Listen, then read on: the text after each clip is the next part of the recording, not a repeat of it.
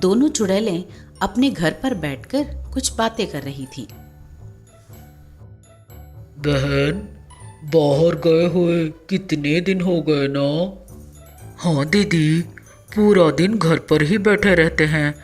जरा बाहर जाकर किसी के घर से कुछ खाने को लाएं तो कितना अच्छा हो। किसके घर चलें? किसी और के घर क्यों, उस मनोज के घर ही चलते हैं। दोनों मनोज के घर निकल पड़े। उधर मनोज हाथ में दूध लिए रास्ते में चलते हुए आ रहा था। पता नहीं मेरा क्या होगा। मेरी उम्र के नौजवान अपनी गाड़ी पे लड़कियों को बिठाकर मस्ती कर रहे हैं और मैं ये दूध का पैकेट लेकर घूम रहा हूँ। छी।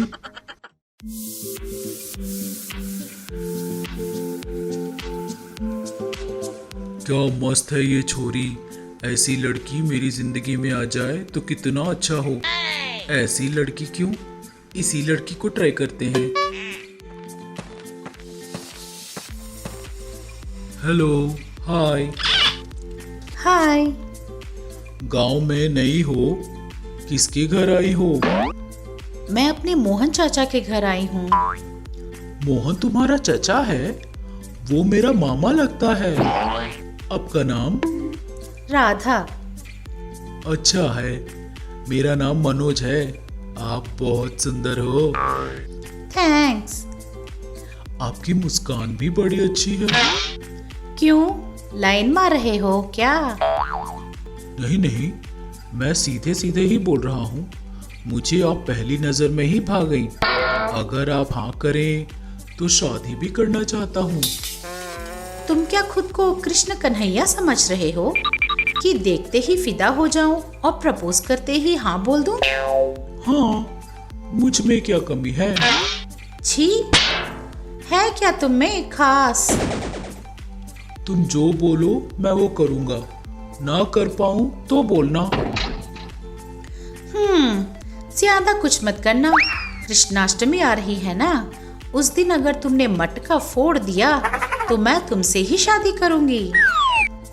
ठीक है, उस मटके को फोड़ दूंगा और तुमसे शादी करके रहूंगा। तैयार रहना। ऐसा कहते हुए वो अपने घर चला गया। ये सब दूर से देख रही दोनों चुड़ैलें, बहन, इसने उस लड़की को बहुत अच्छे से पटा लिया ना। अभी तक कहाँ पटी है दीदी? मटका फोड़ा तो जानो।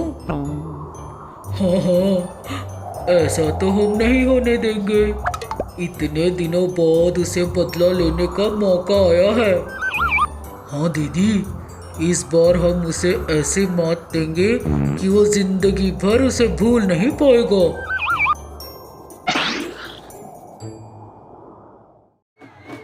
कृष्णाष्टमी का दिन आ गया। सारा गांव मटकी फोड़ने की जगह इकट्ठा हो गया था। राधा भी आ गई। मटका बहुत ऊंचाई पे बांधा हुआ था। उसके नीचे पहले 20 लोग थे, उनके ऊपर 10 लोग, उन पर 3 लोग और आखिर में मनोज खड़ा हुआ था। वो मटका फोड़ने के लिए हाथ में नारियल लिया और मटके को फोड़ने की कोशिश की, लेकिन मटका अचानक दूसरी तरफ चला गया। ये देखकर मनोज दंग रह गया। उसने फिर से मारने की कोशिश की। इस बार दूसरी तरफ चला गया। मनोज फिर से दंग रह गया। इस तरह 4-5 बार हुआ। लगता है ये उन चटोरी चुड़ैलों का ही काम है। अभी उनकी खबर लेता हूँ। ऐसा कहकर उसने अपने जेब में से कुछ जलेबी निकालकर बाहर डाल दिए। जलेबियों को देखते ही दोनों चुड़ैलों ने मटके को छोड़कर जलेबियों के पास चली गई। इसी बीच मनोज ने मटका फोड़ दिया। इधर रबर की बनी जलेबियों को देखकर चुड़ैलें दंग रह गई। फिर से हमें उल्लू बनाया तूने। इधर मनोज जब मटका फोड़कर नीचे उतरा तो राधा ने उसे जोर से गले लगा लिया। ये देखकर दोनों चुड़ैलें अचंभित रह गई।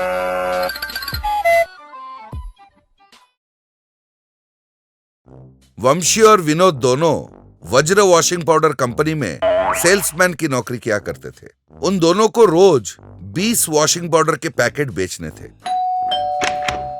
नमस्ते आंटी, हम दोनों एक नया प्रोडक्ट ले आए हैं। वो बातें बाद में, पहले ये बता आंटी किसको बोला रे? हाँ, सॉरी। चलो भागो यहाँ से।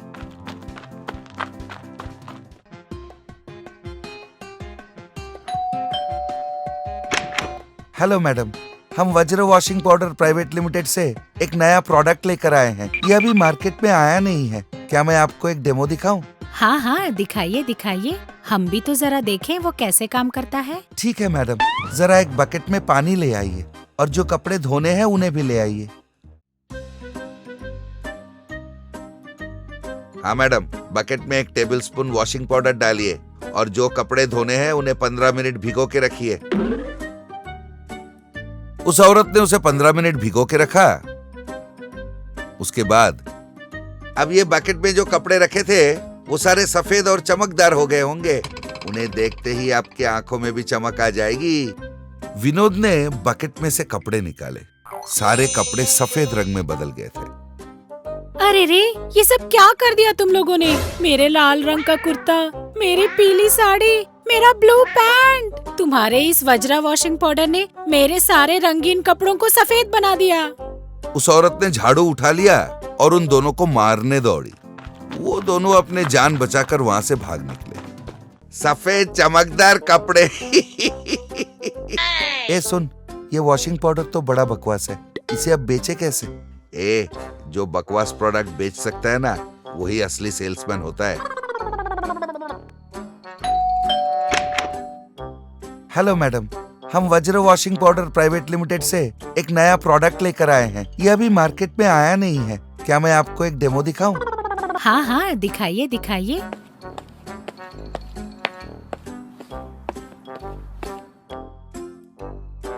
हाँ मैडम, हम क्या डायरेक्ट वॉशिंग मशीन में ही आपको डेमो दिखा दे?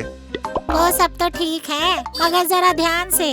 इस वॉशिंग मशीन को मैंने अभी लिया है। ठीक है मैडम, पानी थोड़ा कम डालिए। एक बड़ा चम्मच वज्र वॉशिंग पाउडर उसमें डाल दीजिए। फिर कपड़े डाल के मशीन ऑन कर दीजिए। 15 मिनट बाद सारे कपड़े सफेद हो जाएंगे। मैडम, सारे सफेद कपड़े डालिए, तब पता चल जाएगा कितनी अच्छी तरह से हमारा प्रोडक्ट कपड़े धोता है। हाँ हाँ, ठीक है ठीक है। पूरा प्रोसेस कंप्लीट करने के बाद वंशी ने मशीन ऑन कर दिया। मशीन 30 सेकंड ठीक ठाक चला, फिर बंद हो गया। अरे, इसे क्या हो गया?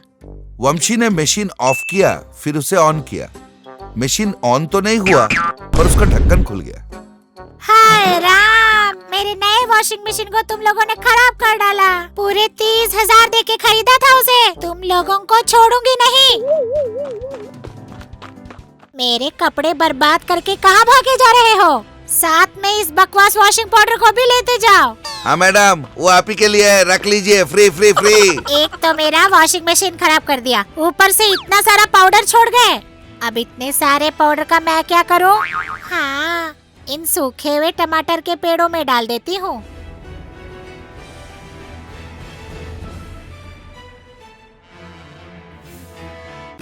और कल सुबह कस्टमर केयर में फोन करके इन लोगों की खबर लेती हूँ। अरे विनोद, आज पूरा दिन का सत्यानाश हो गया। हाँ भाई, आज तो काम का सत्यानाश हो ही गया। चल घर चलते हैं और खर्राटे लेके सो जाते हैं। कल ऑफिस में जो होगा देखा जाएगा। हाँ, तू सच कह रहा है, चल। दूसरे दिन विनोद और वंशी डरते डरते ऑफिस आ पहुंचे। बॉस तो जरूर गाली देगा, ये उन्होंने सोच रखा था। ए विनोद, वैसे हम लोग डर क्यों रहे हैं? हम लोगों ने कौन सी गलती कर दी? हाँ यार, वैसे तो प्रोडक्ट ही खराब है। चल, बॉस के पास जाएंगे और वज्र वॉशिंग पाउडर की पूरी कहानी खोल देंगे। दोनों जाकर बॉस से मिले। हाँ आओ आओ, मैं तुम दोनों का ही राह देख रहा था। दोनों फिर से डरने लगे। वर्मा जी की बीवी ने कुछ देर पहले फोन किया। हाँ सर, वज्र वॉशिंग पाउडर की वजह से उनका वॉशिंग मशीन खराब हो गया। हाँ, पर वो बहुत खुश हो रही है, इसलिए आज से ये वज्र वॉशिंग पाउडर नहीं है, सुपर फर्टिलाइजर है। एक ही दिन में पेड़ पे फल लग गए, जाके बेचो। वंशी और विनोद दोनों फिर से वज्र वॉशिंग पाउडर बेचने निकले और पूरा बेच आए। बॉस ने उन दोनों को उस वॉशिंग पाउडर का ब्रांड मैनेजर बना दिया। ऐसे ही ज्ञानवर्धक कहानियों के साथ हम फिर मिलेंगे।